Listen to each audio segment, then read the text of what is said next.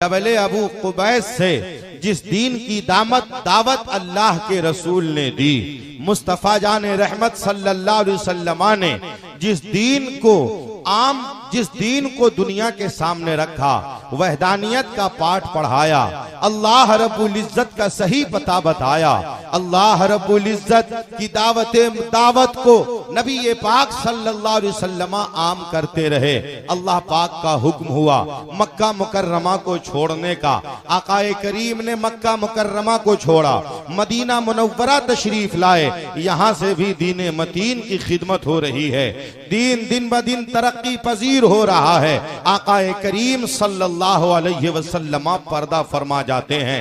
आकाए करीम सल्लल्लाहु अलैहि वसल्लम को जाहिरी इस जहान फानी से गुजर जाने के बाद अब बड़ा मसला आया कि दीन मतीन का कमान किसके हाथ में दिया जाए, दीन मतीन की हिफाजत अब कब कैसे हो पाए। दीन मतीन को फैलाने के लिए अब कोशिशें जो की जाएंगी वो किनकी निगरानी में काफिला निकलेगा, उसका गार्जियन कौन होगा, जिम्मेदार कौन होगा, हाकिम कौन होगा, सर्वे सर्वा कौन होगा। मुसलमानों में थोड़ा सा इख्तिलाफ हुआ, थोड़े से इख्तिलाफ पर मगर हजरत सिद्दीक अकबर रजी अल्लाह ताला अन्हु को इस्लाम का पहला खलीफा मुकर्रर किया गया। हजरत उमर फारूक ने कहा, नबी पाक सल्लल्लाहु अलैहि वसल्लम ने अपनी जिंदगी में जिसे अपनी मौजूदगी में मुसल्ला इमामत पर आगे बढ़ाया, हमें उसी को मान लेना है। और वो जात हजरत सिद्दीक अकबर की जात थी। 2.5 साल तक खिलाफत के बागडोर को संभालते रहे। जब आपकी शहादत हुई तो हजरत सिद्दीक अकबर ने अपनी शहादत से कबल पूरे मदीना और मक्का के मुअज्जज हजरात को बैठाकर अपने बाद कौन बनेगा खलीफा, हजरत उमर के लिए लोगों को इकरार करा, तैयार करा लिया। जब हजरत सिद्दीक अकबर की शहादत 2.5 बरस खिलाफत के बागडोर को संभाल कर जब हजरत सिद्दीक अकबर की शहादत होती है, उनके बाद हजरत उमर फारूक इस्लाम के दूसरे खलीफा मुकर्रर किए जाते हैं। हजरत उमर फारूक के खलीफा बनते ही हर तरफ सन्नाटा छा गया, हर तरफ एक अजीब दहशत फैल गई कि वो उमर जब खलीफा नहीं थे तब रसूल पाक के तरीके के खिलाफ कुछ बर्दाश्त नहीं करते थे। अब तो वो खलीफा वक्त हैं, अब ना जाने उनकी तलवार कितनी तेजी से चलेगी, अब ना जाने किस कदर उनके मामलात बनेंगे। मदीना के बाजार में सन्नाटा पड़ गया, हर तरफ सन्नाटा ही सन्नाटा है। हजरत उमर फारूक ने पूछा, ये सन्नाटे की वजह क्या है? तो बताया गया, हुजूर आपके खलीफा बनने की वजह से पूरे बाजार में सन्नाटा है। कहा क्यों? कहा लोग कहते हैं जब हजरत उमर खलीफा नहीं थे तब तो उनका ये आलम था कि कोई नबी ये पाक के तरीके के खिलाफ कदम उठाए तो तलवार उठा लेते थे। अब तो वो खलीफा वक्त हैं, अब उन्हें रोकने वाला कौन है? हजरत उमर फारूक कहते हैं मस्जिद नबवी शरीफ में अहले मदीना को बुलाया जाए। बुलाया गया, हजरत उमर फारूक मिंबर शरीफ पर तशरीफ फरमा हुए और हजरत उमर फारूक कहते हैं मदीना वाले सुन लो, उमर पहले से भी ज्यादा सख्त हो गया है। जिस दिन से उमर खलीफा बना है उस दिन से पहले से भी ज्यादा सख्त हो गया है। मगर किसके लिए? जो मेरे नबी के तरीके के खिलाफ चलेगा उसके लिए, जो मजहब इस्लाम के खिलाफ कदम उठाएगा उसके लिए, और जो नबी पाक के तरीके पर अपनी जिंदगी को गुजारेगा उसके लिए उमर फूल की खुशबू से भी ज्यादा आसान हो गया है। लोगों को समझ में ये बात आ गई कि अच्छा, हजरत उमर फारूक के इस दौर में नबी पाक के तरीके पे अगर चलते रहेंगे तो परेशानी नहीं आएगी, अगर तरीके को छोड़ देंगे तो फिर हजरत उमर हमारे खिलाफ हमारे हक में वही फैसला करेंगे जो वो पहले किया करते थे। तकरीबन 10.5 साल तक हजरत उमर फारूक ने इस्लाम के बागडोर को संभाला। बहुत बड़ी सल्तनत आपकी हो गई। जब हजरत उमर फारूक की शहादत होती है, आपकी शहादत के बाद मुसलमानों के इत्तेहाद और इत्तेफाक से हजरत उस्मान गनी रजी अल्लाह ताला अन्हु को इस्लाम का तीसरा खलीफा मुकर्रर किया जाता है। तकरीबन 12 बरस तक हजरत उस्मान गनी खिलाफत के बागडोर को संभालते हैं। इस्लाम आगे की ओर बढ़ता जा रहा है, इस्लाम की और बुलंदी होती जा रही है। जब हजरत उस्मान गनी की शहादत शहादत मदीना मुनव्वरा में बलवाइयों ने कर दी, तो मुसलमानों के इत्तेहाद और इत्तेफाक से हजरत उस्मान गनी के बाद हजरत मौला अली कर्रमल्लाहु वजहुल करीम को इस्लाम का चौथा खलीफा मुकर्रर किया जाता है। हजरत मौला अली कर्रमल्लाहु वजहुल करीम 4 साल 9 महीना तक खिलाफत के बागडोर को संभालते हैं। जब आपकी शहादत होती है तो आपकी शहादत के बाद हजरत इमाम हसन मुजतबा को मजहब इस्लाम का खलीफा 5वां खलीफा मुकर्रर किया गया। आकाए करीम सल्लल्लाहु अलैहि वसल्लम फरमाते हैं मेरे बाद मेरे खुलफाए राशिदीन के खिलाफत की मुद्दत 30 बरस की होगी, 30 बरस की होगी। हजरत सिद्दीक अकबर से लेकर हजरत इमाम हसन तक की खिलाफत की जो मुद्दत है वो तकरीबन 30 साल मुकम्मल हो जाते हैं। इसीलिए मुअर्रिख कहते हैं कि हजरत इमाम हसन की खिलाफत भी खिलाफत राशिदा में शामिल है। हजरत इमाम हसन खलीफा वक्त हैं। माहौल बिगड़ गया समाज का, बहुत सारे लोग हजरत अमीर माविया के सपोर्ट में आए। उन लोगों का कहना हुआ हजरत अमीर माविया को खलीफा मुकर्रर किया जाए। एक तरफ हजरत अमीर माविया के सपोर्टर हैं, एक तरफ हजरत इमाम हसन के सपोर्टर हैं। इमाम हसन देखते हैं अगर हम खिलाफत हजरत अमीर माविया को न सौंपते हैं तो मुसलमानों को आपस में ही लड़ने की नौबत आ जाएगी, हमारे मुसलमान भाई आपस में लड़ जाएंगे। हुसैन पाक कहते हैं घबराओ नहीं, मुसलमानों को आपस में लड़ने से बचाने के लिए हम अपनी खिलाफत हजरत अमीर माविया को सौंप रहे हैं, क्योंकि वो सहाबी रसूल भी हैं, वो इस लायक भी हैं, वो लायक व फायक भी हैं। हजरत अमीर माविया को इस्लाम का खलीफा मुकर्रर किया गया। हजरत अमीर माविया इस्लाम के बागडोर को संभालते रहे। इस्लाम तरक्की पजीर होता रहा, इस्लाम डेवलप करता गया।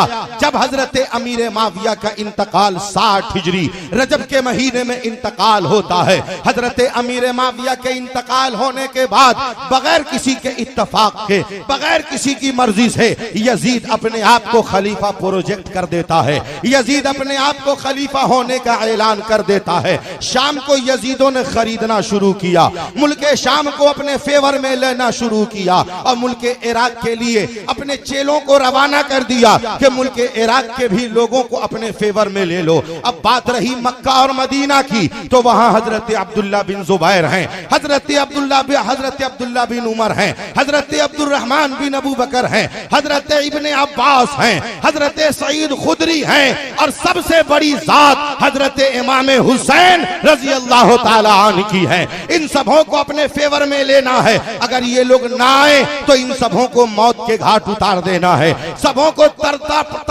तड़पा कर शहीद कर देना है।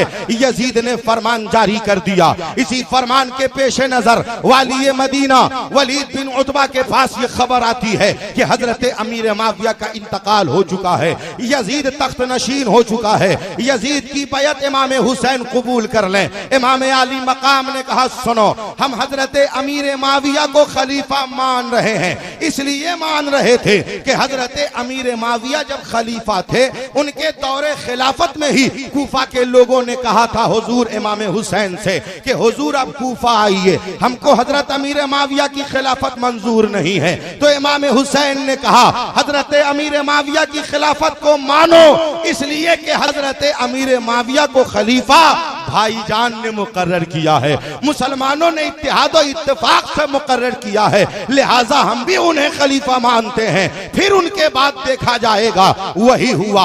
यजीद के हाथ से मुल्क शाम इराक निकलता जा रहा है, अरब निकलता जा रहा है। इमाम हुसैन के पास खुला खत आया कि या तो आप यजीद की बैयत कबूल करें या मरने को तैयार हो जाएं। हुसैन पाक ने बरजस्ता कहा हम जान तो दे देंगे मगर यजीद को खलीफा नहीं मानेंगे। क्यों नहीं माना यजीद को खलीफा? क्या कारण था कि नहीं माना? जब हजरत अली के बाद हजरत इमाम हसन खलीफा बन सकते हैं तो हजरत अमीर माविया के बाद उनका बेटा यजीद खलीफा क्यों नहीं बन सकता है? ज़हन को हाजिर करें। यजीद को इमाम हुसैन ने जो अलग किया, यजीद की जो मुखालफत की, यजीद के खिलाफ जो इमाम हुसैन ने मोर्चा खोला, उसकी वजह क्या थी? क्या कोई जाती लड़ाई थी? क्या कोई बचपन की लड़ाई थी जी नहीं।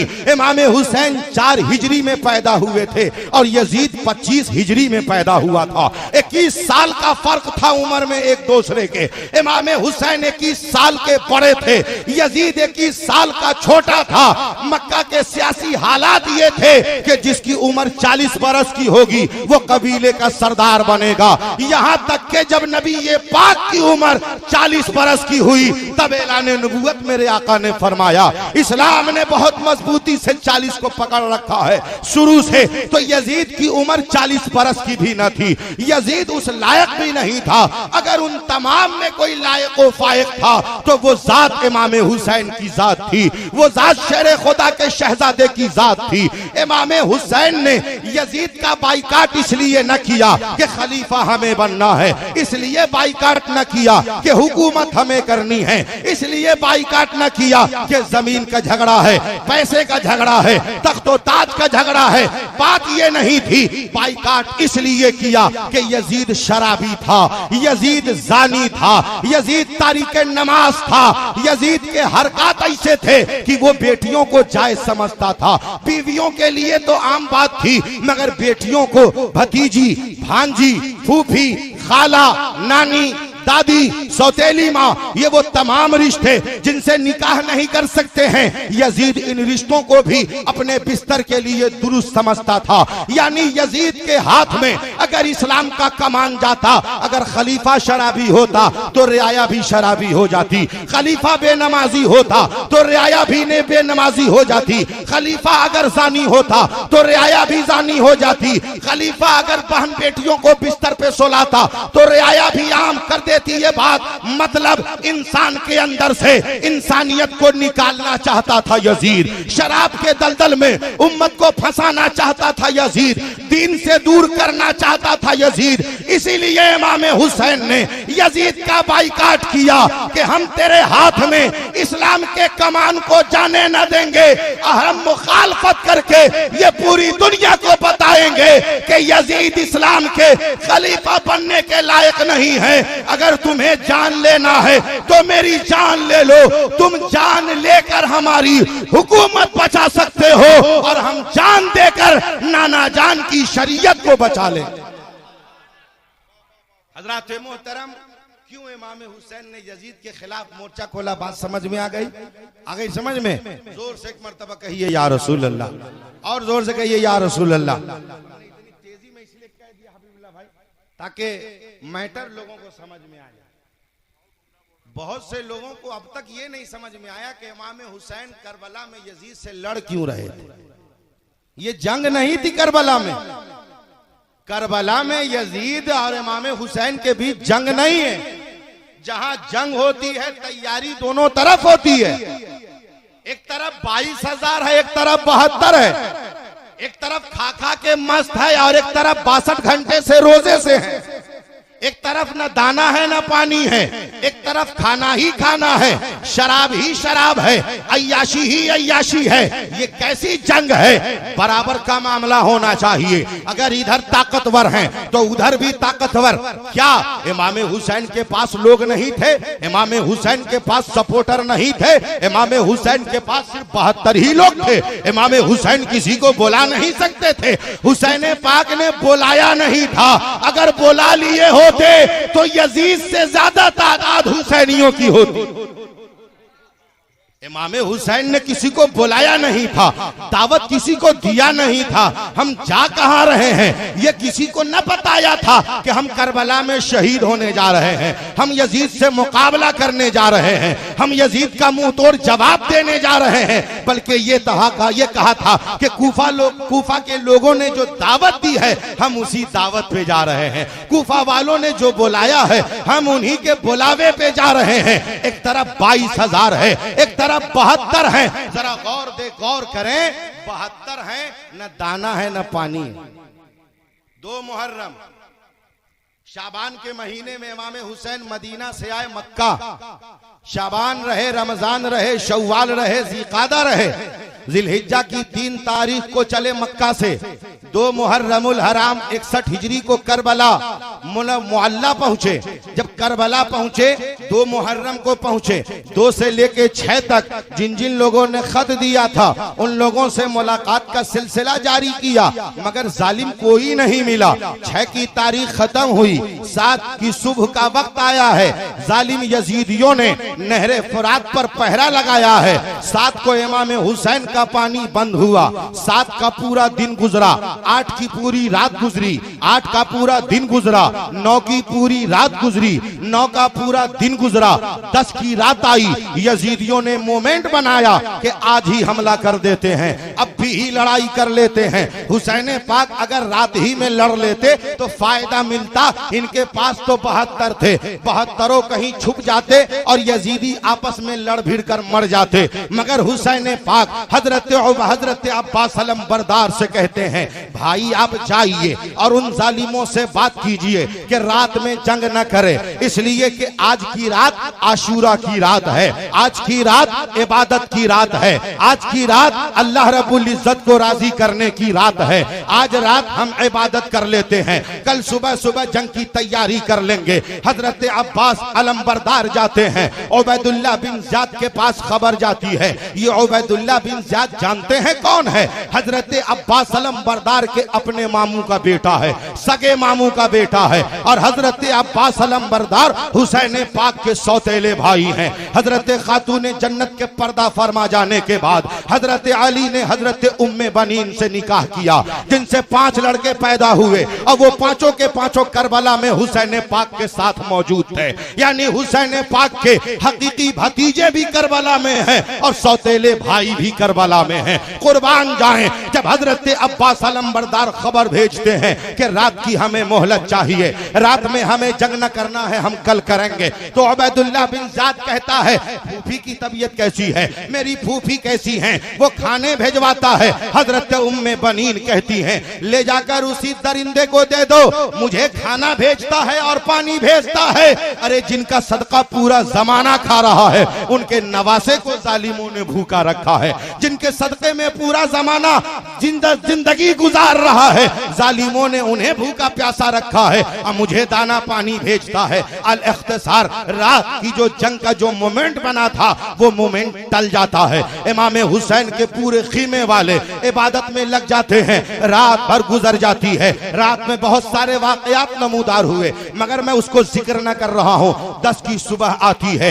यजीदी खीमे की तरफ से ललकारा जाता है कि जंग का आगाज किया जाए। 10 मुहर्रमुल हराम है, 61 हिजरी है, जुमे का दिन है, सुबह सुबह का वक्त है। इमाम पाक ने अपने 72 जानेसारों को बिठाया और कहा, सुनो सुनो मेरे जानेसारों, अब तक जो आपने मेरा साथ दिया है इसके लिए हम आपका शुक्रिया अदा करते हैं, मगर आप लोग वापस चले जाइए। इसलिए आपके दुश्मन नहीं है, हमारे दुश्मन हैं। इन सबों को आपका खून नहीं चाहिए, हमारा खून चाहिए। ये सब हमारे लिए आए हैं, आपके लिए नहीं। आप सब चले जाइए, इसलिए कि आपकी बच्चियां हैं घरों में, आपकी बीवियां हैं, आपकी माएं हैं, आप सब चले जाएं। मेरा तो 6 महीने का लाल भी यहाँ है, 18 बरस का अली अकबर भी यहाँ है, 22 बरस का ज़ैनुल आबिदीन भी यही है, 7 बरस की बेटी मेरी सकीना भी यही है, मेरी बीवी भी यही है, मेरी बहन भी यही है, मेरा भतीजा भी यही है, मेरा पूरा घर तो यही मौजूद है। आप लोग चले जाइए।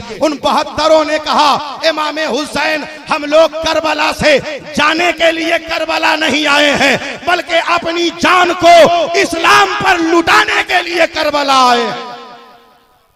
हज़रात मोहतरम कुर्बान जाएं, कोई न गया।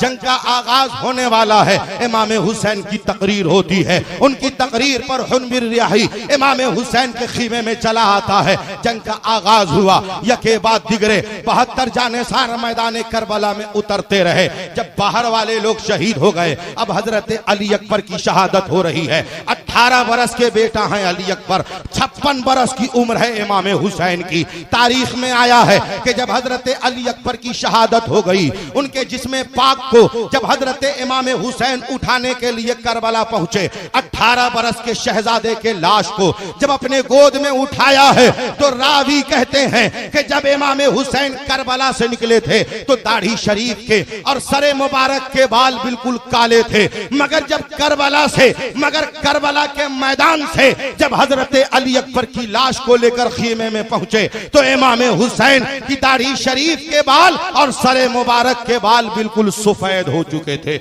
ये था गमे हुसैन। इमाम हुसैन के आंखों से आंसू के कतरात बह रहे थे। इमाम हुसैन के आंखों से आंसू के कतरात बह रहे हैं। जबान पर अल्लाह के शुक्रिया के अल्फाज जारी हैं। इमाम आली मकाम मैदान करबला में अपने खीमे में तशरीफ फरमा है। यके बाद दिगरे खानदान वाले सब शहीद हो गए। इमाम हुसैन खुद आए मैदान करबला, आपको भी जालिमों ने शहीद कर दिया। ठीक जुमे का वक्त है, जब आपकी पेशानी पे तीर लगा, आप घोड़े के जीन पे आए, जब उससे नीचे आप जमीन पे आए, शिमर लईन आपके सीने पे सवार हो गया। जब शिमर सीने पे सवार हुआ तो हजरत इमाम हुसैन कहते हैं, जालिम मेरे सीने से हट जाओ और वक्त देखो वक्त कौन सा है। वो ढलता हुआ पहर था, यानी जुहर और जुमा का वक्त हो रहा था। इमाम हुसैन कहते हैं, जालिम याद करो दिन कौन सा है और वक्त कौन सा है। इस वक्त हर मस्जिदों के मिंबर से मेरे नाना के खुतबे बयान किए जा रहे होंगे, मेरे बाबा के फजाइल बयान किए जा रहे होंगे। मेरे सीने से हट जाओ, मैं खुतबा तो नहीं पढ़ सकता हूँ, कम अज कम फर्ज तो अदा कर लूं। जालिम सीने से हटता है। हुसैन पाक नमाज शुरू करते हैं, रुकू करते हैं, सुजूद करते हैं, सजदे में हैं। शिमर ने, सिनान ने, खुली बिन यजीद ने अर्जेंट मीटिंग की कि देखो देखो अगर हुसैन पाक सजदे से सर उठा लिए तो इनको संभालना बड़ा मुश्किल होगा, इन पर काबू पाना बड़ा मुश्किल होगा। ये वही हैं जिनके बाबा ने नारा लगाया था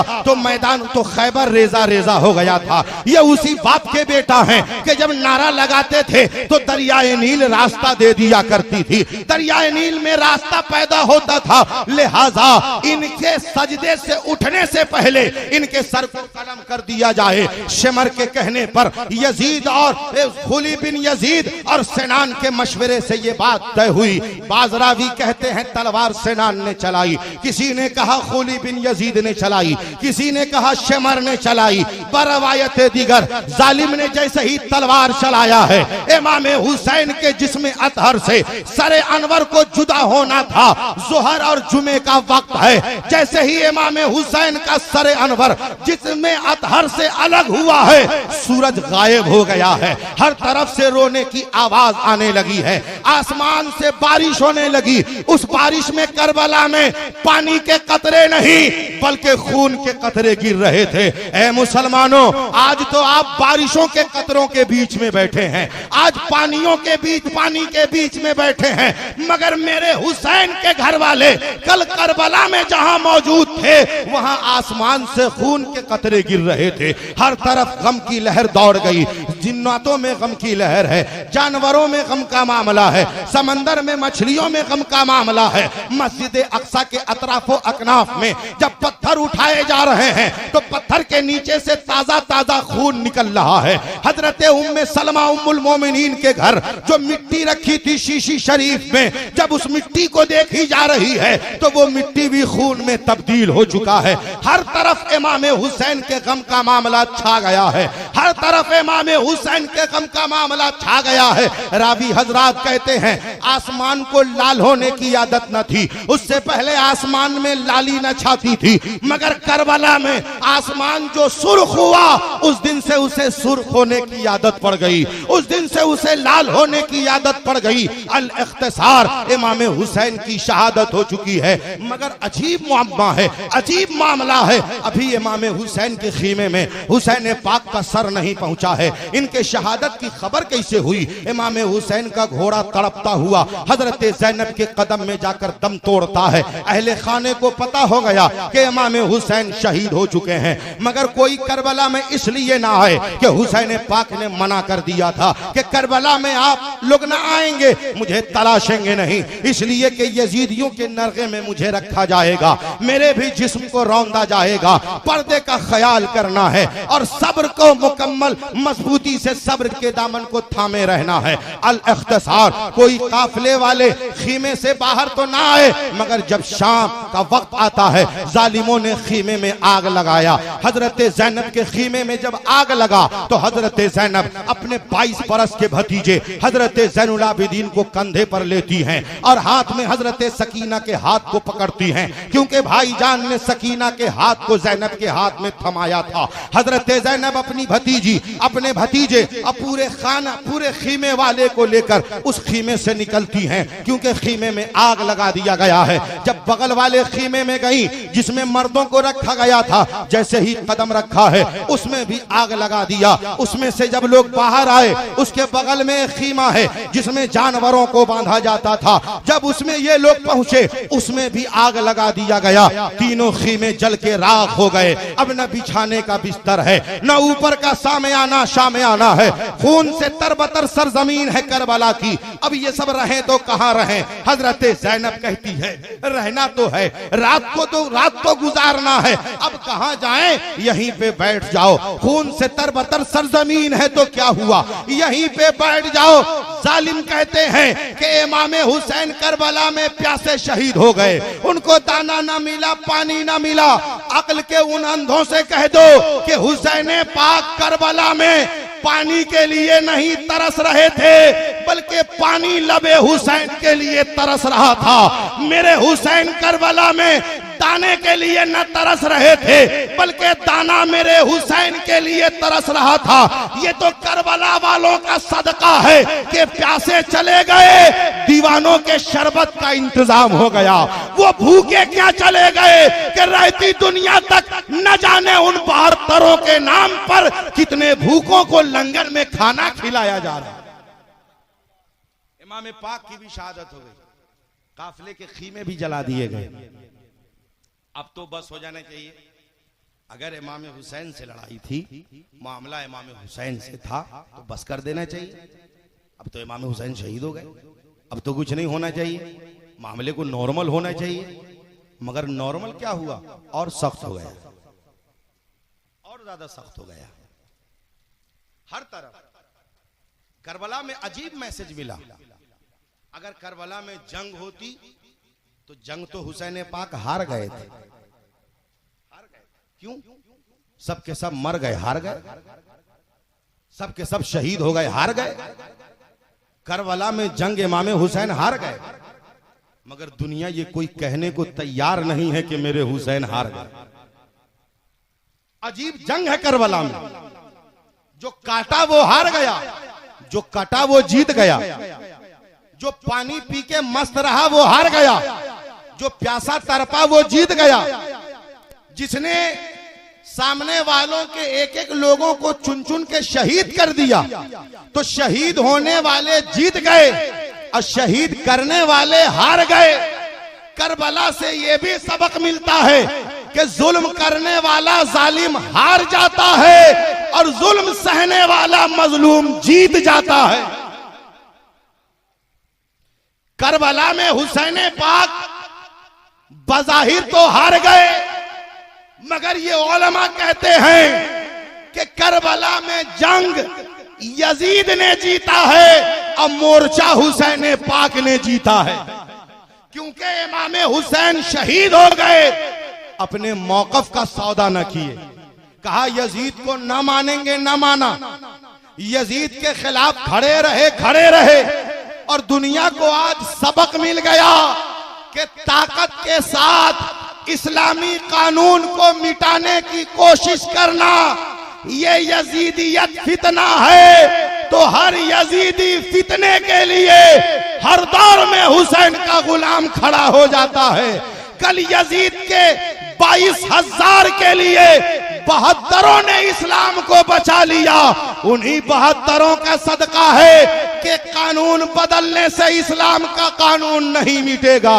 कानून में संशोधन से इस्लाम का कोई नुकसान नहीं होगा, इसलिए कि इस्लाम न किसी असेंबली में पास हुआ है, न किसी पार्लियामेंट में पास हुआ है। हम मिट सकते हैं, इस्लाम नहीं मिट सकता है। हमारी जान जा सकती है, इस्लाम की नहीं, इसलिए कि इस्लाम की हिफाजत किसी दुनियादार के जिम्मे नहीं, वो तो परवरदिगार के जिम्मे है। यही हुआ करबला में, जो बचाने गए थे सबके सब शहीद हो गए, सब। एक बेटा इमाम हुसैन के बच गए, 22 बरस के एक। और यजीद को कितना बेटा था जानते हैं? कितना बेटा था जानते हैं? 15 बेटा था, एकदम कोचूच एक्स्ट्रा पीरियल के साथ 15 बेटा था। एक्स्ट्रा पीरियल भी था उसमें, 15 बेटे यजीद। मगर यजीद की नस्ल का आता पता नहीं है। कहते हैं कि पूरी दुनिया में 2 से 3% यजीदी हैं बस, अभी भी हैं यजीदी, एकदम खत्म नहीं हुए, मगर 2 ही 3%, वो भी इराक भर में महफूज है बस।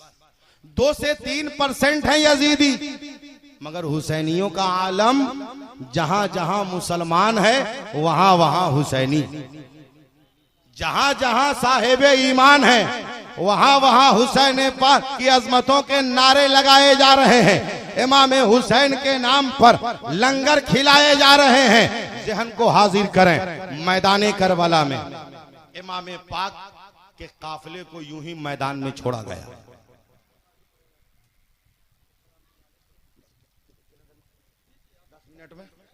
हाँ, जोर से कहिए, जोर से कहिए या हुसैन, जोर से बोलिए या हुसैन, और जोर से दोनों हाथों को लहरा के कहिए या हुसैन, और जोर से। ए दोस्त, ए देखे देखे उसको सो गया। ए भाई, ओहो, वो तो संसद भवन में मंत्री लोग सो जाता है यार, तू काय के लिए सो रहा? ए भाई साहब इधर देखिए, इधर इधर। ओ हेलो, वो जो सर पे टोपी नहीं है ना, इसलिए आपको नींद आ रही। सर पे महफिल शरीफ में बैठा कीजिए तो सर पे टोपी लेकर या रुमाल रखकर जरूर सर को ढक के बैठा कीजिए। जोरदार आवाज में कहिए या हुसैन, और जोर से कहिए या हुसैन। रात मोहतरम तकरीर सुन रहे हैं ना, अच्छा लग रहा है ना? जबरदस्ती नहीं ना सुन रहे हैं, पैसा नहीं ना सधा रहे हैं। क्या बुलाए हैं तो माल तो सधाने होगा। अगर पैसा सधाने की नीयत से सुन रहे हैं तो मत सुनिए, फिर किसी दूसरे दिन बुला के पैसा सधा लीजिए। और अगर दिल से सुन रहे हैं तो सुनिए। जोरदार आवाज में कहिए या हुसैन, और जोर से कहिए या हुसैन। ओ पन्नी वाले बाबा जिंदा है ना? हाँ ठीक है, बहुत हेवी अंदाज में है पन्नी शाह बाबा। हजरत मोहतरम जहन को हाजिर कीजिए, जोरदार आवाज में कहिए या हुसैन, और जोर से कहिए या हुसैन। हजरत मोहतरम जहन फिक्र को हाजिर करें। इमाम हुसैन का काफिला करबला में है, खून से तरबतर है जमीन। रात हुई, हजरत सकीना अचानक उन सबों के बीच से कहीं गुम हो गई। हजरत ज़ैनब ने तलाशा, सकीना सकीना पुकारा, आवाज न मिली। अपनों में तलाशा, सकीना कहाँ है, नजर न पड़ी। हैं कौन कौन? हजरत इमाम हुसैन की 2 बीवी, एक हजरत शहरबानो और एक हजरत अली असगर की माँ, हजरत इमाम कासिम की माँ, हजरत उम्मे बनीन, हजरत इमाम मुस्लिम की 2 साहबजादियाँ, हजरत इमाम हुसैन की बहन हजरत ज़ैनब, हजरत इमाम हुसैन की हकीकी बेटी हजरत सकीना 7 बरस की, हजरत ज़ैनुल आबिदीन 22 बरस के हुसैन पाक के शहजादे। यही सब है मैदान करबला में, वहीं पे इकट्ठा हैं। जब तलाशा जा रहा है उसमें हुसैन पाक की शहजादी पे नजर न पड़ रही है। हजरत ज़ैनब तड़प गई, सकीना कहाँ है, सकीना कहाँ है? भाईजान को हम जवाब क्या देंगे, इसलिए कि भाईजान ने तो मेरे हाथ में सकीना के हाथ को पकड़ाया था और कहा था बहन ज़ैनब सकीना का ख्याल रखना, मेरी शहादत के बाद मेरी याद में जो सबसे ज्यादा रोएगी वो सकीना है, मेरी याद में जो सबसे ज्यादा तड़पेगी वो सकीना है, लिहाजा सकीना का ख्याल रखना। हजरत ज़ैनब कहती हैं अल्लाह अल्लाह, न जाने सकीना कहाँ है। अब हजरत सकीना को तलाशने की कोशिश की जा रही है। हजरत ज़ैनब नकाब पहनती हैं, अपने साथ कनीजाओं को लेती हैं और अपने काफिले के पास से निकलती हैं। हजरत ज़ैनुल आबिदीन को कहती हैं बेटे ख्याल रखना सबका, और सब के सब यहीं पे इकट्ठा रहना, मैं जाती हूँ, आवाज तो न लगाऊंगी जाऊंगी, खामोशी के साथ सकीना को मैदान करबला में तलाशूंगी, कहीं सकीना पे नजर पड़ जाएगी। जब हजरत ज़ैनब निकलती हैं तलाशते तलाशते, तो एक तरफ से सिसकियों की आवाज आ रही है, सकीना के सिसकने की आवाज आ रही है। जब हजरत ज़ैनब उधर बढ़ती हैं तो क्या देखती हैं, एक टीला है, और करीब जाती हैं तो क्या देखती हैं, एक जिस्म है जिसमें सर नहीं है, उसके कमर में पट्टा है। जब उस पट्टे को देखा तो समझ जाती हैं ये तो वही पट्टा है जो भाईजान की कमर में हमने बांधा है पट्टे की शक्ल में। अम्मी जान के दुपट्टे का जो कपड़ा है हमने तो उसी को बांधा है, लग रहा है वो भाईजान का ही जिसमें पाक है। जब हजरत सकीना, जब हजरत ज़ैनब और आगे बढ़ती हैं तो क्या देखती हैं, उसी जिसमें पाक से हजरत सकीना लिपटी हुई हैं और तड़प तड़प के कह रही हैं बाबा कहां जाऊं, बाबा कहां जाऊं, बाबा कहां जाऊं। हजरत ज़ैनब पहुंचती हैं, कहती हैं बेटी तू यहाँ है, हम तुम्हें वहां तलाश रहे हैं, कहां कहां तलाश रहे हैं, सबके सब खीमे सबके सब तेरा इंतजार कर रहे हैं, तू यहाँ है। तो हजरत सकीना कहती हैं फूफी जान मैं आई नहीं हूँ, मेरे बाबा ने मुझे बुलाया है। हजरत ज़ैनब कहती है क्या कह रही है, तो हजरत सकीना कहती है हाँ फूफी जान हम सब के सब बैठे थे, हम भी बैठे थे, अचानक बाबा की याद आने लगी, वो प्यारा मंजर याद आने लगा, मैं बाबा को पुकारने लगी, बाबा हुसैन कहाँ है आप, बाबा कहाँ हैं आप, बाबा कहाँ हैं आप। हजरत सकीना कहती हैं फूफी जान जैसे मैंने पुकारना शुरू किया मुझे आवाज मिलने लगी, सकीना मैं यहाँ हूँ, सकीना मैं यहाँ हूँ, सकीना मैं यहाँ हूँ। फूफी जान मैं उठी, कदम को बढ़ाने लगी, आवाज मिलने लगी सकीना मैं यहाँ हूँ, सकीना मैं यहाँ हूँ। 7 बरस की शहजादी कहती है फूफी जान जब मैं आई तो क्या देखा कि बाबा जान के जिसमें अतहर से सरे अनवर अलग है, मेरे बाबा का सर नहीं है मेरे बाबा के जिसमें पाक के पास, मगर कमर के पट्टे को देखकर मैं भी पहचान गई, अपने बाबा के सीने से लिपटकर तड़पने लगी और सोने लगी, इसलिए कि जब जब मुझे चैन न मिलता था तो बाबा के सीने पे मैं सर रखा करती थी। हजरत सकीना कहती है फूफी जान मैं आई नहीं हूँ, बाबा के इशारे पे मैं आई हूँ। तो हजरत ज़ैनब कहती हैं ठीक है बेटी अब तो चलो हम लोग जहां बैठे हैं वहीं चल के बैठते हैं। तो सकीना तड़प के कहती है फूफी जान आप जहां बैठी हैं वहां हमारा कौन है, वहां हमारा क्या है, वहां पे कौन सा इंतजाम है। फूफी जान सब के सब यहीं आ जाओ, बाबा के जिसमें पाक के पास बैठते हैं। करबला में वो 10 मुहर्रमुल हराम का दिन गुजरा है, 11 की रात आई है। उस रात में हुसैन के दीवाने कहलाने वाले अखाड़ा में खेल खेल कर सरहात को फोड़ फाड़ कर आराम करते हैं, शराब पी पी कर नशे में चूर होकर नालियों में पड़े रहते हैं, ताज़िया के नाम पर अय्याशी और बदमाशी कर कर न जाने गलियों में कहां पे यूं ही पड़े रहते हैं। मगर कुर्बान जाएं करबला में इमाम हुसैन के घर वालों का आलम क्या है। बेटी के सामने बाप का जनाजा बगैर सर का है, बीवी के सामने शौहर का जनाजा बगैर सर का है, बहन के सामने भाई का जनाजा बगैर सर का है, माँ के सामने बेटे का जनाजा बगैर सर का है, 22 बरस के बेटे के सामने बाबा जान का जनाजा बगैर सर का है। सबके आंखों में आंसू तो है मगर जबान पर अल्लाह रब्बुल इज्जत के शुक्रिया के अल्फाज हैं। जब रात का कुछ हिस्सा गुजरा है हर तरफ तन्हाई छाई है, आज सूरज तो दिन में ही गायब हो गया, चांद भी आज नजर नहीं आया।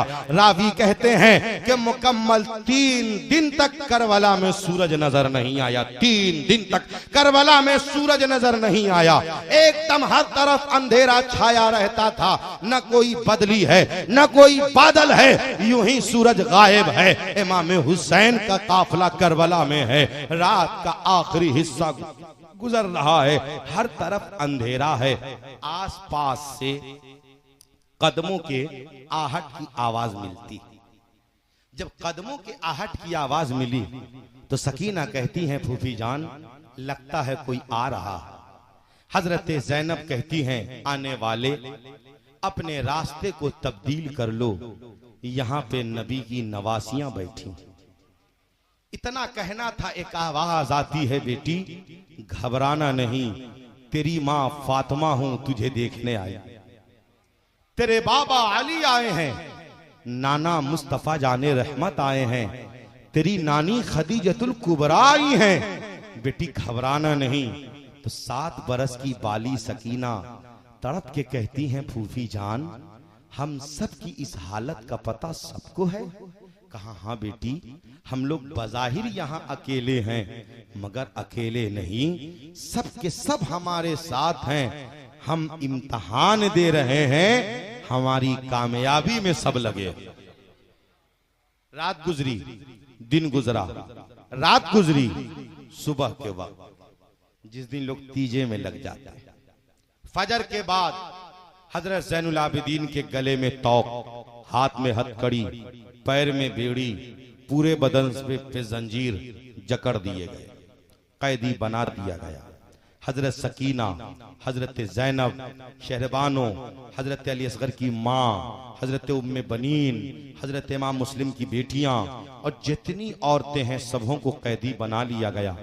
इमाम हुसैन के जिस्म पाक को दफन भी न किया गया।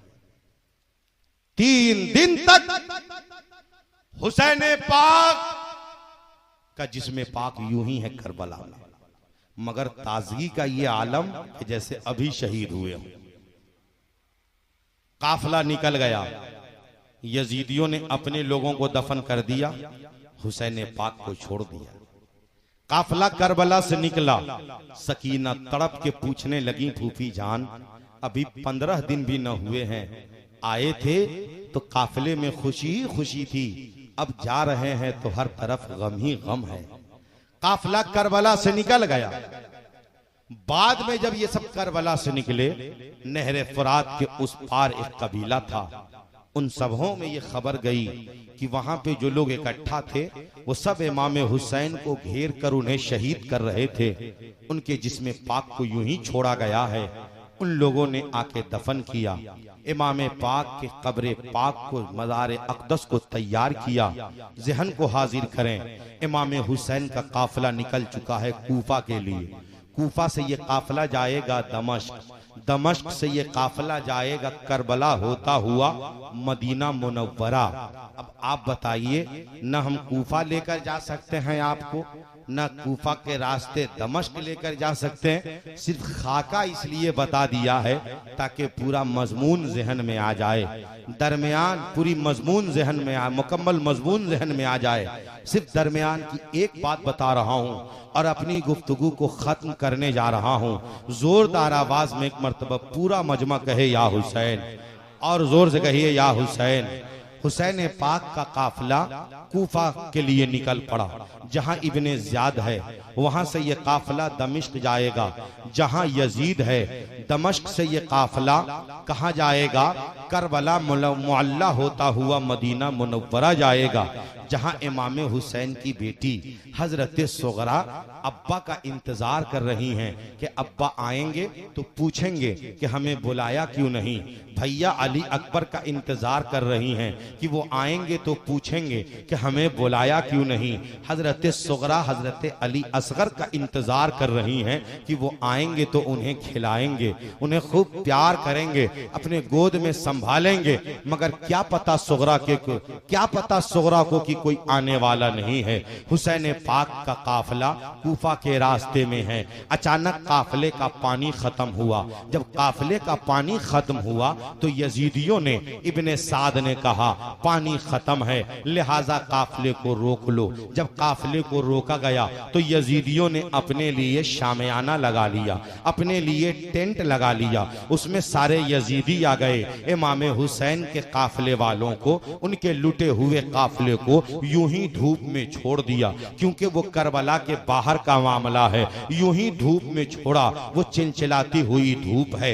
हजरत सकीना जिस ऊंटनी पे बैठी थी, अचानक हजरत सकीना की वो ऊंटनी बैठ गई। जब उनकी ऊंटनी बैठी तो उन्हीं के बगल में छोटी छोटी झाड़ियां थी। हजरत सकीना ऊंटनी से उतरकर उसी झाड़ियों के नीचे जाकर सो गई। तकिया बनाती किस चीज का, हाथ तो बंधे हुए थे, उसी बंधे हाथ को लेकर हजरत सकीना सो गई। आंख लग गई, काफले का पानी आ गया, काफला चला गया, हजरत सकीना वहीं पे छूट गई। जब काफला आगे जाकर रुका, अब तलाशा जा रहा है कि हजरत सकीना कहाँ है, हजरत सकीना कहाँ है। तो हजरत ज़ैनब कहती हैं हो ना हो जहां काफला रुका था वहीं सकीना छूट गई हो, लिहाजा हजरत सकीना को लाया जाएगा। उनको लाने के लिए हमें जाना पड़ेगा। उनके साथ चंद उनकी जो कनीजाएं थी वो साथ हो गई। हजरत ज़ैनब वहां से निकलती हैं। जब वापस उस मकाम पर आती हैं जहां पे काफला रुका था तो क्या देखती हैं कि हजरत सकीना उसी झाड़ियों के पास एक औरत के साथ बैठी हैं जो नकाब पोश खातून हैं, उनके साथ बैठी हैं। अब वो हजरत सकीना से पूछ रही हैं, बेटी तू कौन है, तू कैसे यहाँ आई है। वो अपने दुखरे को सुना रही हैं। सकीना तड़प तड़प कर अपने वाकयात बयान कर रही हैं और सकीना कह रही हैं अब मुझे लेने कोई ना आएगा, अब मुझे संभालने कोई ना आएगा। तो वो खातून पूछती है क्यों, कोई कैसे नहीं आएंगे, तेरे बाबा जरूर किसी को भेजेंगे। तो हजरत सकीना कहती हैं अब कोई नहीं आएगा, इसलिए ना आएगा कि मेरे बाबा का जिस्म करबला में है, सर कूफा के रास्ते में है। तो अब कौन आएगा मुझे संभालने। मेरे बाबा होते मैं छूटती नहीं, क्योंकि मैं अपने बाबा के ही गोद में बैठी होती, मैं उन्हीं के पास होती, मैं छूटती नहीं। हजरत ज़ैनब आती हैं, आवाज लगाती हैं, कहती हैं बेटी सकीना घबराओ नहीं, मैं आई हूं, तेरे बाबा ने मुझे भेजा है। हजरत सकीना दौड़ कर जाती हैं, अपने फूफी के कलेजे से लगती हैं और तड़प तड़प कर कहने लगती हैं फूफी जान आप मुझे छोड़कर चली गई थी। तो हजरत ज़ैनब पूछती हैं वो खातून कौन है जिनसे तू बातें कर रही थी, वो कौन है। तो हजरत सकीना कहती हैं मुझे नहीं पता वो कौन है। कहा क्या बात कर रही है, तू बातें कर रही है नहीं पता है। कहती हैं हाँ फूफी जान नहीं पता है। कहा वो कब से तेरे पास हैं। तो हजरत सकीना रोने लगती हैं और कहती हैं फूफी जान जब मेरी आंख खुली, क्योंकि जिस ऊंटनी पे थी वो ऊंटनी बैठ गई थी, मैं उतरकर झाड़ियों के नीचे सो गई थी। जब मेरी आंख खुली काफला जा चुका था, हर तरफ तन्हाई ही तन्हाई थी, मैं रोने लगी, अपने बाबा को पुकारने लगी। उतने में ये खातून आती है, मुझे अपने गोद में संभालती है और मुझसे कहती है बेटी तू क्यों रोती है, तू कौन है। तो मैं कहने लगी मैं बाबा हुसैन की बेटी हूं, मेरे बाबा को जालिमों ने करबला में शहीद कर दिया है। हजरत सकीना कहती हैं फूफी जान वो मुझसे पूछती थी, अब मैं भी तड़पती थी, उनके भी आंखों से आंसू के कतरात बहते थे। हजरत सकीना पूछती, हजरत ज़ैनब पूछती हजरत सकीना से कि तूने पूछा नहीं कि वो कौन है। तो हजरत सकीना कहती नहीं मुझे नहीं पता वो कौन है। हजरत ज़ैनब कहती हैं ए खातून आपका शुक्रिया कि आपने मेरी भतीजी की जो निगरानी की है उसके लिए मैं आपका शुक्रिया अदा करती हूँ, मगर एक गुजारिश है आपसे कि कम से कम अपने चेहरे को तो दिखा दें, अपना नाम तो बता दें कि आप कौन हैं, अपने बारे में तो बता दें कि आप कौन हैं, क्योंकि दुनिया में लोग मुझसे पूछेंगे सकीना किसके पास थी तो मैं क्या जवाब दूंगी। बता दें आप कौन हैं। आवाज आती है ज़ैनब पहचानती नहीं हो, ज़ैनब पहचानती नहीं हो। अब भी हजरत ज़ैनब खामोश हैं। जब हजरत ज़ैनब कहती हैं चेहरे से पर्दे को कम से कम हटाएं, जैसे ही चेहरे से पर्दे को हटाया है हजरत ज़ैनब चेहरे पाक को देखती हैं, दौड़ पड़ती हैं। अचानक वो चेहरा नजरों से ओझल हो जाता है। हजरत ज़ैनब लौट कर आती हैं, हजरत सकीना उनके कलेजे से लगती हैं, कहती हैं फूफी जान उनको देखकर आप क्यों रोने लगी, वो कौन है, वो कौन है। तो हजरत ज़ैनब कहती हैं बेटी तू किसी और के पास नहीं, दादी जान फातिमतुज़ ज़हरा के पास थी, वो तेरी दादी हैं, वो तेरी दादी जान है। मैं दौड़ी इसलिए कि तू तो अपने दादी के गोद में खेल ली, मगर मैं अपनी माँ के कलेजे न लग सकी, इसलिए मैं दौड़ी हूँ। बेटी घबराना नहीं, मैंने कहा था कि करबला में भी हमारे घर वाले साथ थे, रास्ते में भी हमारे घर वाले हमारे साथ। इमाम पाक का काफिला आगे बढ़ गया, करबला से कूफा पहुंच गया। रास्ते में बहुत सारे वाकयात नमूदार हुए, बहुत सारे यहूदी मुसलमान हुए, छोटी छोटी जंगें हुई। वहां से काफिला दमिश्क पहुंचा जहां यजीद है। तो यजीद के दरबार में ये शोहरा है, पूरे दमिश्क में एक ही डंका बज रहा है कि हुकूमत के गद्दार का सर आ रहा है। कहिए माज़अल्लाह। सबको कहा गया है कि हुकूमत के गद्दार का सर आ रहा है, और यहां तो नवाज़ अहमद मुख्तार का सर आ रहा। जब काफिला आया तो नबी पाक का एक आशिक है जो तिजारत के सिलसिले में करबला पहुंचे, ये दमिश्क पहुंचे, रहने वाले मदीना के हैं। इमाम हुसैन के सरे अनवर को देख रहे हैं, वो रो रहे हैं, तड़प रहे हैं, आंखों से आंसू के कतरात बह रहे हैं। उनको रोता देख लिया हजरत सकीना ने। हजरत सकीना कहती हैं, क्यों रो रहे हो? इसलिए रो रहे हो कि मेरे बाबा बच गए, मेरे भाई बच गए, इसलिए रो रहे हो कि हम लोग बच गए? वो और रोने लगे। अब पास आकर पूछते हैं, शहजादी आप कौन हैं? तो सकीना कहती है, मैं हुसैन पाक की बेटी सकीना हूं। वो नजरों को नीची करते हैं, कहते हैं, शहजादी मैं आप और आपका और आपके अहले बैत का बागी नहीं, ये गुनहगार आपका आशिक है। इसलिए मैं नहीं रो रहा हूं कि आप सब बच गए हैं, मैं इसलिए रो रहा हूं कि मदीना में आकाए करीम को जिस पेशानी को हमने चूमते देखा है, आज उसी पेशानी पे तीर का जख्म देख रहे हैं। हम इसलिए रो रहे हैं कि जिस गर्दने पाक को मेरे नबी बोसा देते थे, आज उसी गर्दने हुसैन को तने हुसैन से अलग देख रहे हैं। सकीना कहती है, अच्छा आप हमारे नाना जान के आशिक हैं? तो वो कहते हैं, आप ये कह दें खुदा कबूल करे।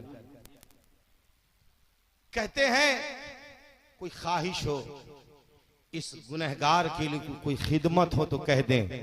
तो सकीना तड़प के कहती हैं, आप अगर हम सबके चाहने वाले हैं तो जाइए ना और जालिमों से कहिए ना कि मेरे बाबा के सर को मेरे सामने कर दे, क्योंकि बहुत दिन हो गए जब से चली हूं, सर को इस कदर रखा गया है कि मेरे बाबा के चेहरे पे मेरी नजर नहीं पड़ पा रही। कहे ना कि बाबा के सर को मेरे सामने रखे।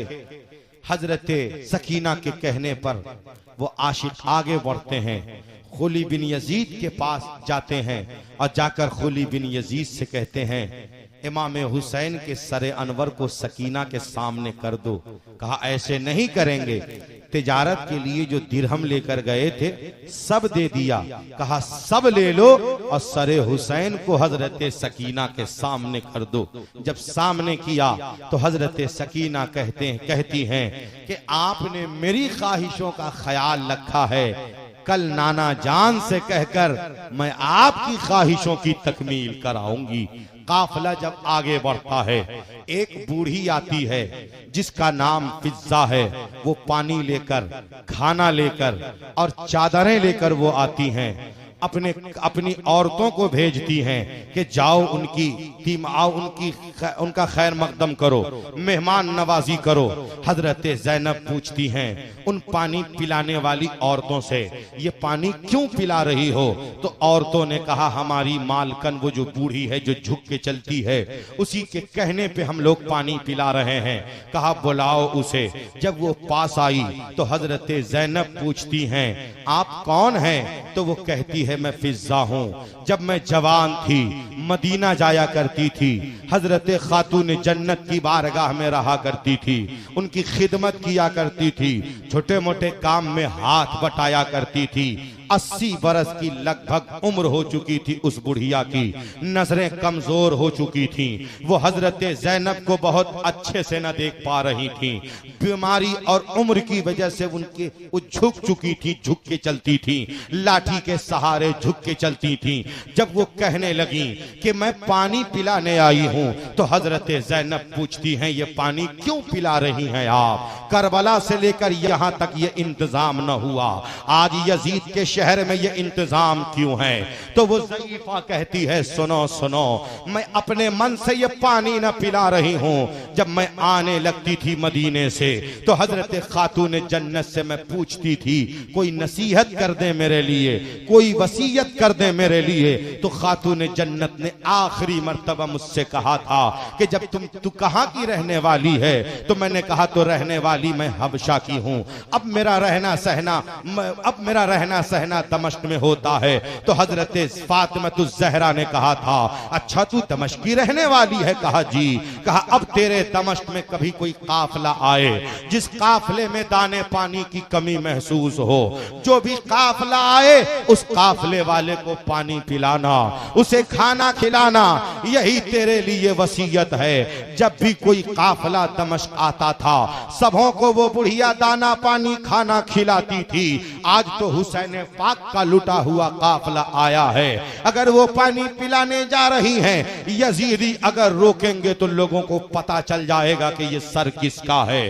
यजीद सब कुछ पर्दे में रखना चाह रहा था। जब कहा कि हजरत खातून जन्नत की वसीयत के मुताबिक मैं पानी पिला रही हूँ, हजरत ज़ैनब तड़प गईं और कहती हैं कि बूढ़ी आप जब खातून जन्नत के यहाँ रहती थी तो उस वक्त वहाँ कौन कौन थे? तो वो ज़ईफा कहती है उस वक्त हजरत इमाम हसन और हजरत इमाम हुसैन थे, अभी जवान न हुए थे दोनों, और उनकी बहन हजरत ज़ैनब थी, बड़ी प्यारी थी। हजरत खातून जन्नत की गोद में छोटी सी शहजादी थी। हजरत ज़ैनब तड़प जाती हैं, वो ज़ईफा से पूछती हैं सुनो सुनो, अब तेरी कोई ख्वाहिश भी है, तेरी कोई तमन्ना भी है? तो वो फिजा कहती है हाँ बस मेरी एक तमन्ना है, मैंने सुना है कि खातून जन्नत का इंतकाल हो गया है, वो पर्दा फरमा गई हैं। हजरत इमाम हसन की भी शहादत हो गई है, मगर मालूम चला है इमाम हुसैन बड़े हो गए हैं, बुढ़ापे के करीब आ चुके हैं, उनके भी बच्चे हो गए हैं, उनका भी घर आबाद हो गया है। अब मेरी आखिरी तमन्ना है कि मदीना जाने का मौका मिल जाता, फिर से हुसैन पाक को देखने का मौका मिल जाता, हजरत ज़ैनब की ज़ियारत नसीब हो जाती, यही तमन्ना है। खातून जन्नत की जो यादगारें हैं उन यादगारों की ज़ियारत हो जाती, ये तमन्ना है। तो हजरत ज़ैनब कहती हैं बूढ़ी तो अब ले तेरी तमन्ना पूरी होने वाली है, अब तेरी तमन्ना पूरी होने वाली है। वो ज़ईफा कहती है क्या कह रही है? कहा हाँ हाँ मुझे गौर से देखो, जिस ज़ैनब को तूने खातून जन्नत के गोद में देखा है ये वही ज़ैनब है जो आज कैदी बनकर तेरे सामने खड़ी है। जब बूढ़ी इतना सुनती है, इस कदर जज्बात में खड़ी होती है कि मर्द से जो उसके कमर झुक गए थे वो बिल्कुल सीधी खड़ी हो जाती है। हजरत ज़ैनब कहती हैं सिर्फ मुझे ही तू क्या देखेगी, देख ले वो जो नेज़े पे सर है वो हुसैन पाक मेरे भैया का सर है, वो जो नेज़े पे सर है मेरे भतीजे अली अकबर का सर है।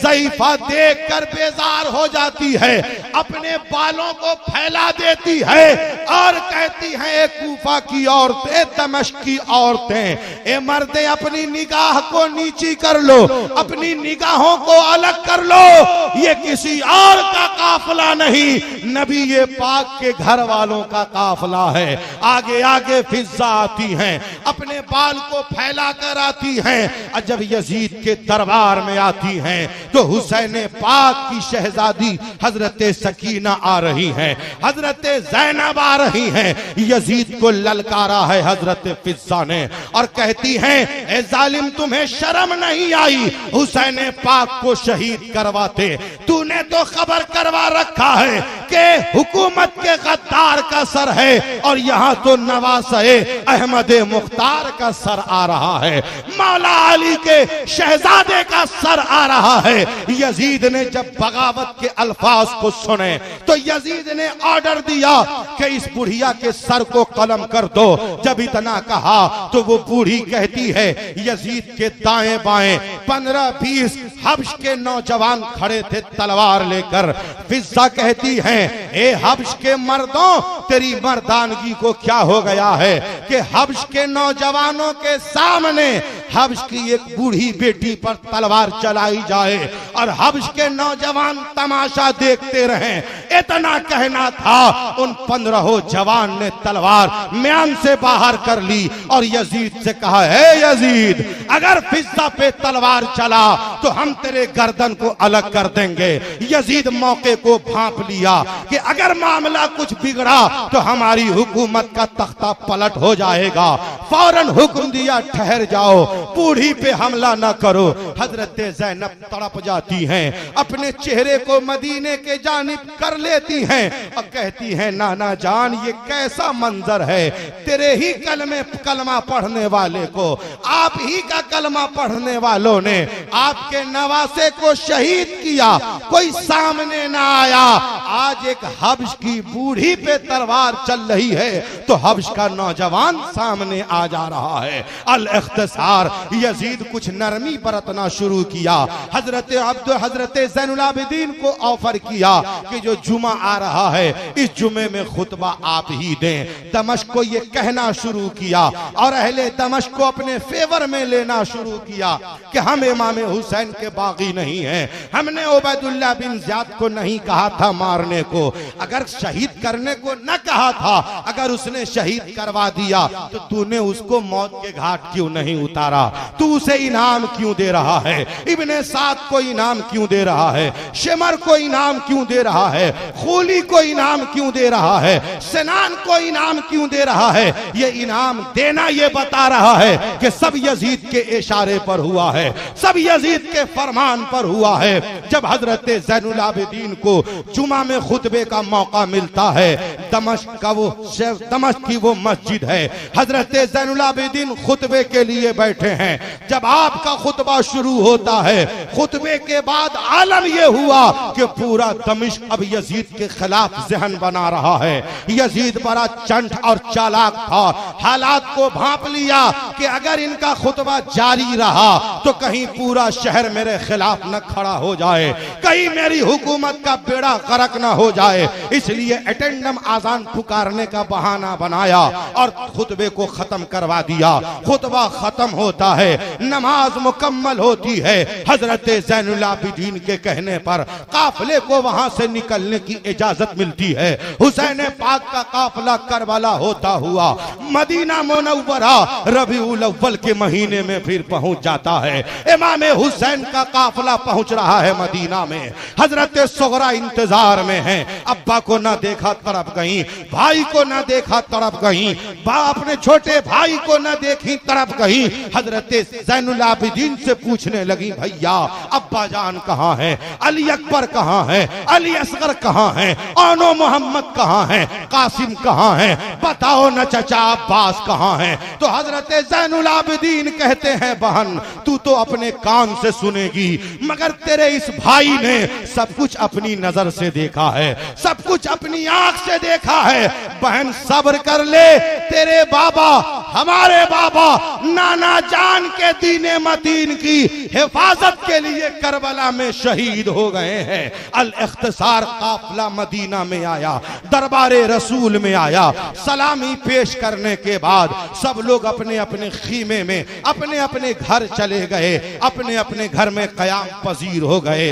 हजरत ज़ैनुल आबिदीन घर आए, रोजा रख रहे हैं, अफ्तार की घड़ी आती है, पानी को मुंह के पास लाते हैं, आंखों से आंसू के कतरात आते हैं और जबान पर वो जुमले आते हैं, काश के ये पानी करबला में मिलता तो मेरा अली असगर प्यासा शहीद न होता, काश के ये पानी करबला में मिलता तो अली अकबर प्यासा शहीद न होता। आंखों से आंसू के कतरात आते, फिर अफ्तार कर लेते। उनकी पूरी जिंदगी इसी तरह से गुजर रही है। अचानक 63 हिजरी का जमाना शुरू होता है।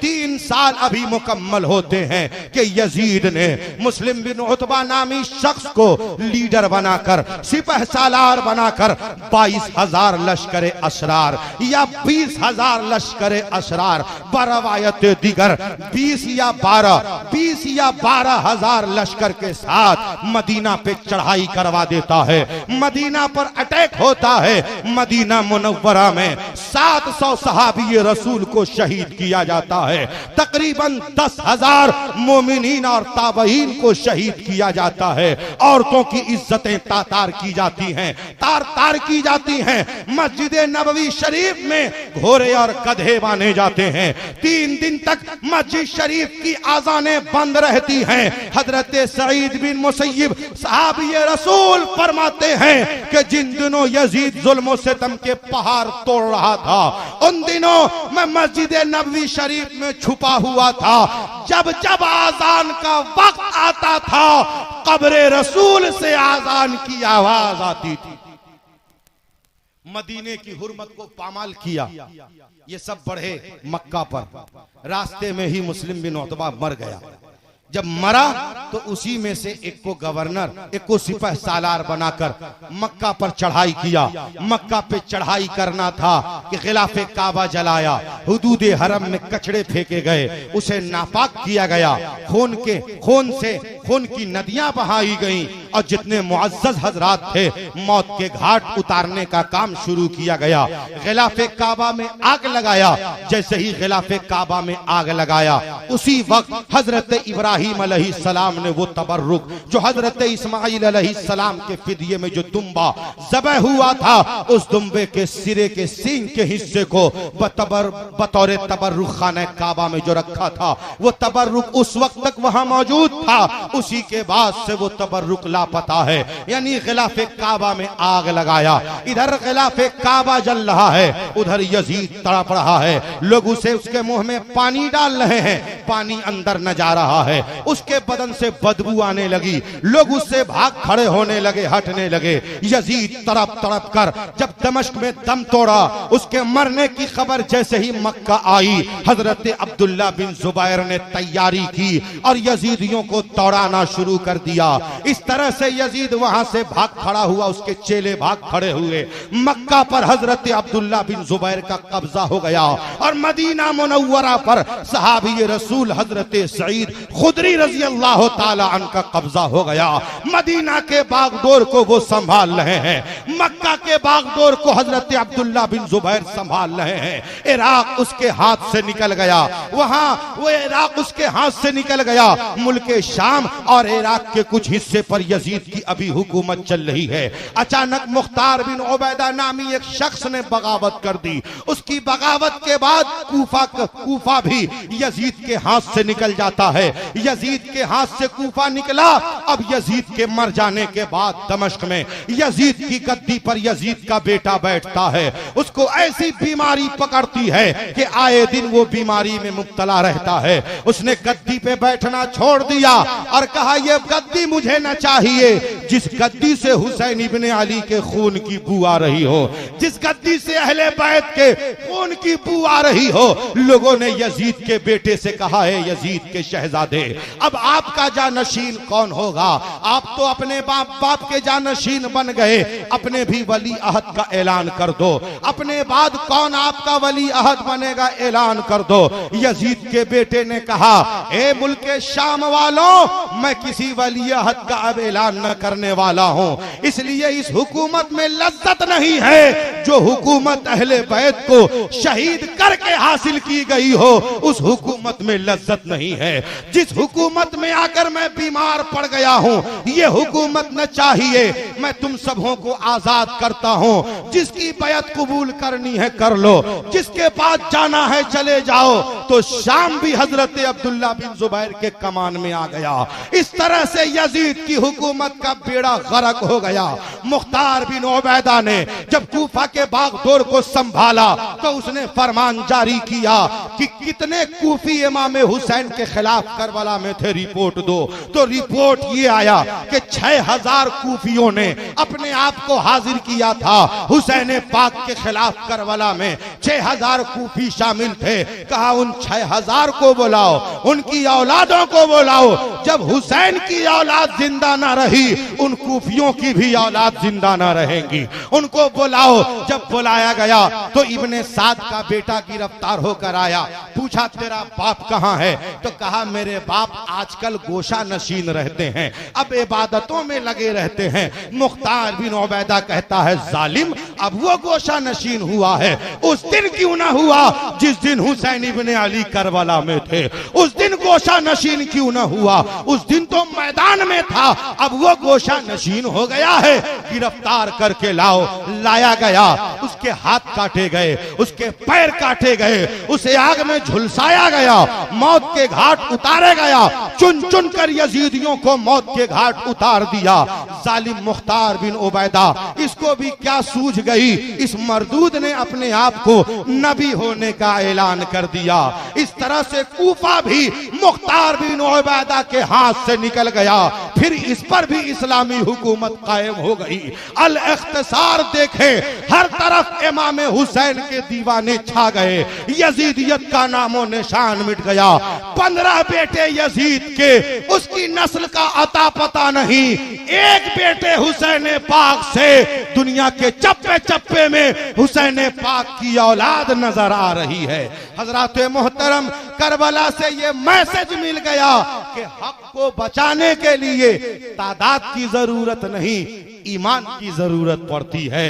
हक को बचाने के लिए हथियार की जरूरत नहीं, जुर्रत ईमानी की जरूरत पड़ती है। क्योंकि करबला में हुसैनियों के जिस्म में दाना नहीं है, पानी नहीं है, तो बदन में ताकत कहाँ है, हिम्मत कहाँ है? मगर कुर्बान जाएं बगैर दाना, बगैर पानी के जो मैदान में खड़े हैं, ये जिस्मानी ताकत का असर नहीं, ये सब ईमानी ताकत का कमाल था, रूहानी ताकत का कमाल था। इसलिए मुसलमानों, करबला में जो जंग जीती गई है वो जिस्मानी ताकत से नहीं, जिस्मानी ताकत वाले हार गए और ईमानी ताकत वाले जीत गए।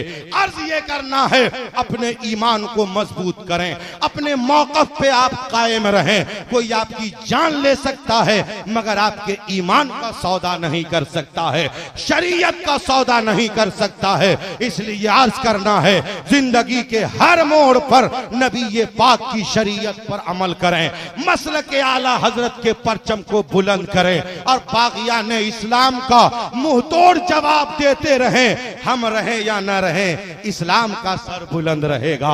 हम या रहें या न रहें, मुसलमानों का सर बुलंद रहेगा।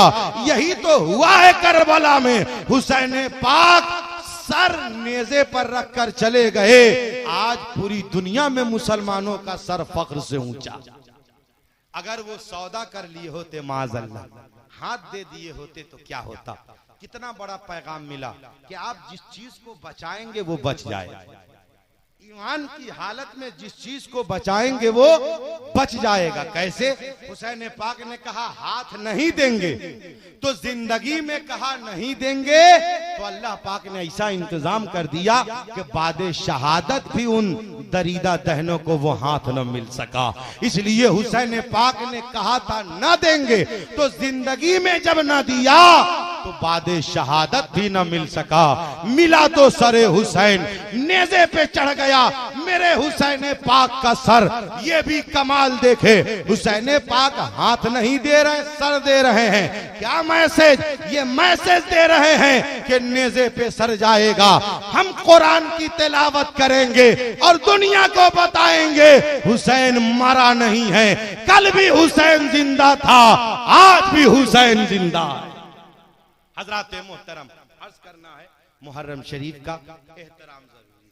शराब नोशी, जुआबाजी, लोगों को तकलीफ पहुंचाना, लोगों के सामान को बर्बाद करना, किसी को निशाना बनाकर मार लाठी उसका मुंह हाथ फोड़ देना, ये मुहर्रम नहीं है।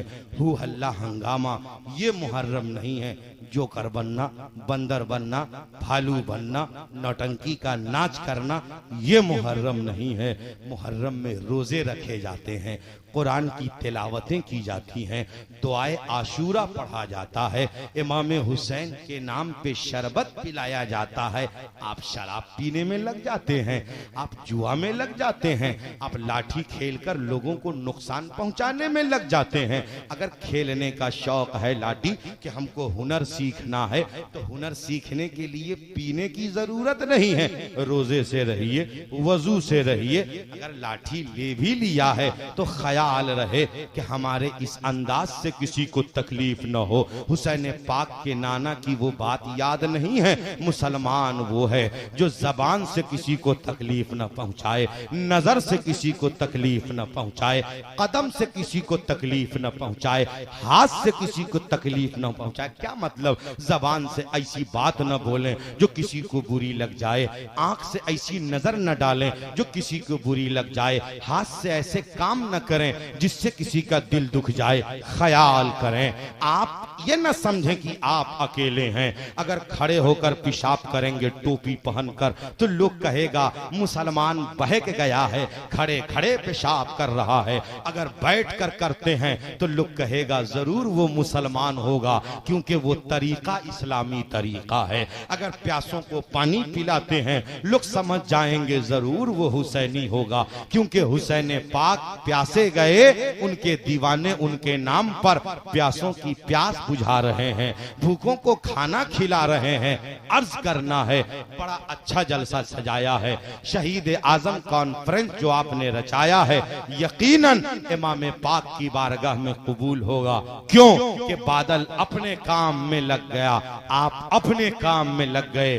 आज कल करबला में यजीदी हार गए थे, आज यहाँ बादल हार गया है, हुसैनी जीत गया है।